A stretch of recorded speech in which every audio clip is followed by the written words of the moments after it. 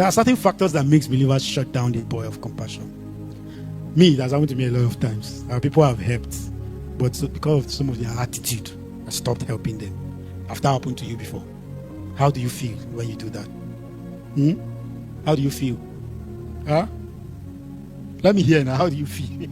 Somebody say bad, but it's not everybody that will feel bad though. Let's be truthful. How do you feel? You didn't feel bad? You didn't feel bad? Oh, you do feel bad.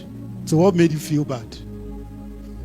I thought it was justifiable to stop giving him since he's so ungrateful.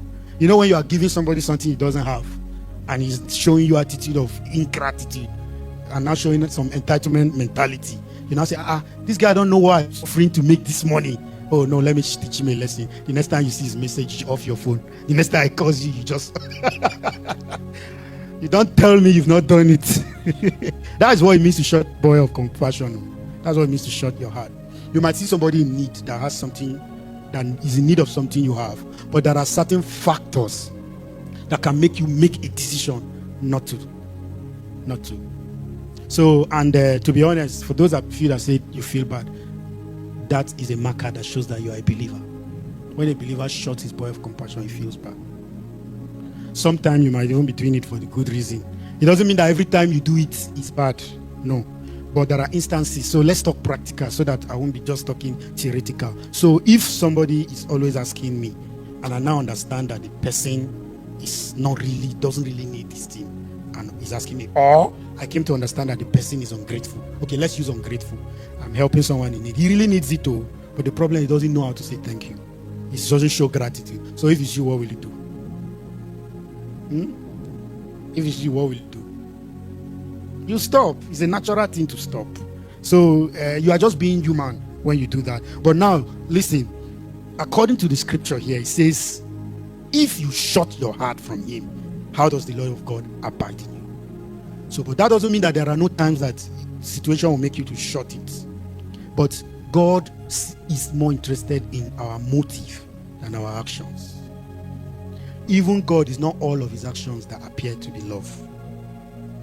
Till today, believers are still struggling from understanding how we are saying God is a loving God when they read Old Testament and see all the terrible things God did. You know, some people are struggling with that. That's why many people are atheists. They say, if he's God, how did he? You know, he opened the earth and swallowed some part of the children of Israel in his anger. So let me not be talking here as if God has not. And don't think that the God in the Old Testament is different from the God in the New Testament. Any pastor that is preaching that to you is telling you is lying. God didn't change. The God of the Old Testament, the same God that rained down brimstone and fire on Sodom, is the same God of the New Testament that expressed the love through Jesus, that gave his son, died for the whole world, and now looking like a good man. But the wrath of God, those things are his wrath, his anger. The motive for every anger God showed in the Old Testament is love. If you look at it critically, that's when you know his love. His love. It's just like a farmer that has 1,000 chicks and 100 of them now have bird flu. What will you do? Just destroy them, take them out, quarantine, kill them. That was the principle God worked with in the Old Testament. So what was the motive for him showing anger and judgment to those who are not going in his way? He's trying to protect the others, because it's the love for the 900 that make you take out those 100, because you don't want them to be contaminated. So it's in the New Testament that God now changed his mode of operating when he was now talking about the parable of the tares. You remember the parable of the tares? They came to him, they said, Master, the thing we planted, thorns have mixed with it.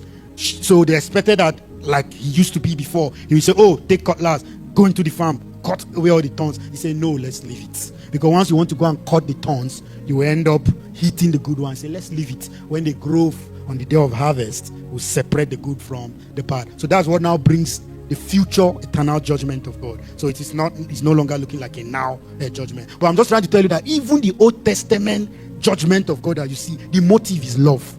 We have seen Hebrew 12 that talked about chastening. He said, whom the Father loves, he does what? He chastens. So all I'm trying to say is, if your motive for stopping to give that person is because he's ungrateful to you, if it's for yourself, then it is wrong. But if the motive is that that's the only way you can help him to be a better person, not for you or for him. So it's a bit tricky. If the motive is for him, just the way you can deprive your child something, not because you hate him, you want him to learn.